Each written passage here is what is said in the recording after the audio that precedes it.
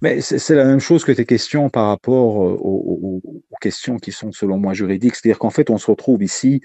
euh, pour moi, ce qui m'intéresse, c'est les questions philosophiques. Alors, les questions philosophiques, c'est qu'aujourd'hui, on vit dans des sociétés où les gens acceptent de moins en moins les risques. C'est-à-dire qu'en fait, si tu veux, à un moment donné, euh, lorsqu'il y a, par exemple, une conséquence suite à une prise de médicaments, c'est immédiatement, c'est scandaleux, il faut interdire. Les gens sont de moins en moins dans cette espèce d'approche où on prend en considération les risques et les bénéfices. On sait qu'il peut y avoir des effets secondaires, mais non. En fait, on veut tout et on veut rien donner en retour.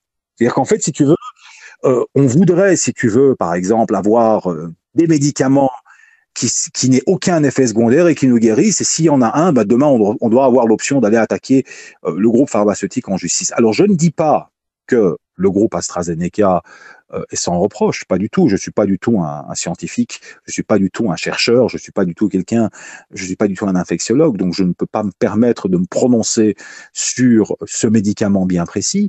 Moi, ce qui m'intéresse, c'est l'ambiance et surtout la psychologie de nos sociétés. C'est-à-dire qu'on se retrouve vraiment dans des sociétés où on veut de moins en moins. C'est toujours zéro mort, zéro. Tu comprends? C'est-à-dire que on, on veut, si tu veux, une espèce de protection maximale à 100%, tu vois. Mais ça n'existe pas. La vie n'est pas comme ça. Dans chacune de nos décisions, il y a éventuellement des conséquences. Il y a peut-être des conséquences dommageables. Et aujourd'hui, on est face à une maladie, ou en tout cas un virus, qui est extrêmement étrange, qui est extrêmement nouveau. En tout cas, il n'est pas, il ne se comporte pas du tout de la même manière que ce qu'on a déjà eu précédemment. Des vaccins ont été développés. Ces vaccins développent des anticorps. Alors maintenant, est-ce que ces anticorps nous protègent contre l'ensemble des variants? C'est pas du tout prouvé. Hein. On ne sait pas. Tu vois, on ne sait pas. On est véritablement en train de travailler à l'aveugle, en fait.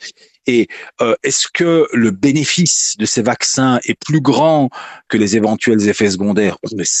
Globalement, on n'en est même pas encore sans, on n'est pas certain de cela. On sait que ça développe des anticorps et ça nous défend des variants qui sont actuellement, en tout cas dans une certaine mesure, ils nous défendent contre les variants qu'on connaît, mais on ne sait pas si ils vont avoir des effets secondaires à moyen terme. Est-ce qu'ils vont avoir des effets secondaires à long terme? On ne sait pas, on n'a pas de recul, on n'a pas développé ces vaccins sur un nombre d'échantillons, sur un échantillon suffisant de gens et sur une période assez longue pour connaître tout cela.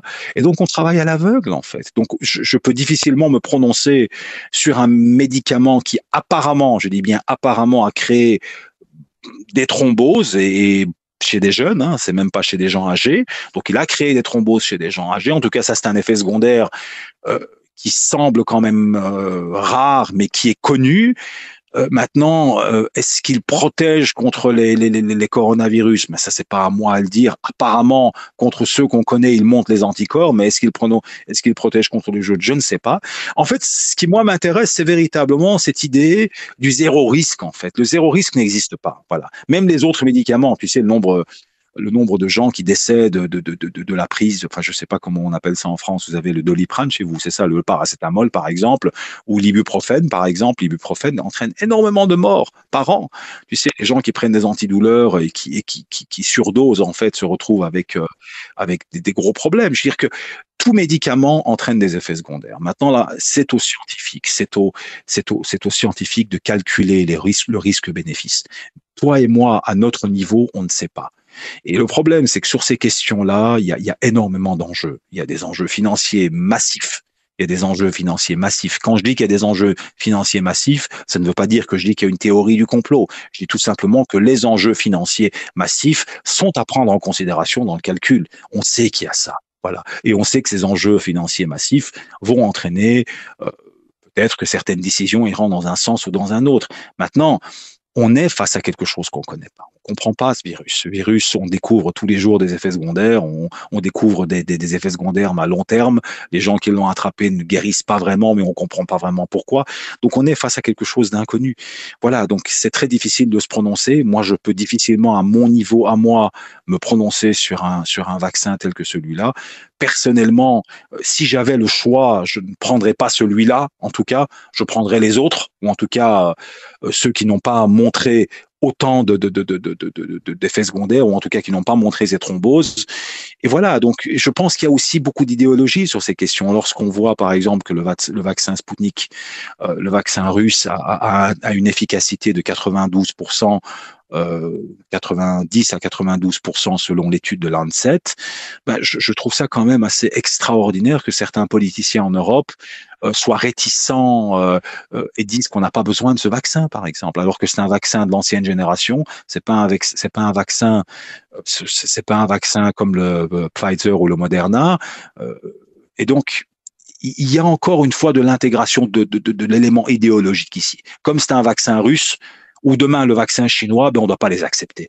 Mais on est en train de parler de la santé des gens ici. Tu comprends? Donc, il faut arrêter. Tu vois? Donc, et donc, voilà, je peux difficilement me prononcer d'une manière particulière sur l'AstraZeneca, parce que ici en Belgique, en tout cas, le gouvernement a décidé de continuer la campagne de vaccination. Il a décidé de pas aller dans le sens d'autres pays tels que le Danemark, qui l'ont suspendu, et d'autres. Et voilà, donc voilà. Et cette cacophonie n'est pas bonne d'ailleurs, même pour l'Europe. Hein. C'est-à-dire que en tout cas, cette cacophonie entraîne véritablement une catastrophe sur le plan de la confiance des gens. Hein.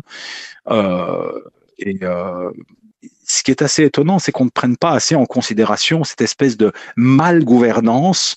Et lorsque les gens réagissent à cette malgouvernance en commençant à croire à des théories qui elles-mêmes ne sont pas aussi prouvées, on commence à blâmer les gens. Mais je veux dire, mais tu peux pas blâmer les gens quand il y a une telle cacophonie. Quand entre vous-même, vous n'êtes pas d'accord.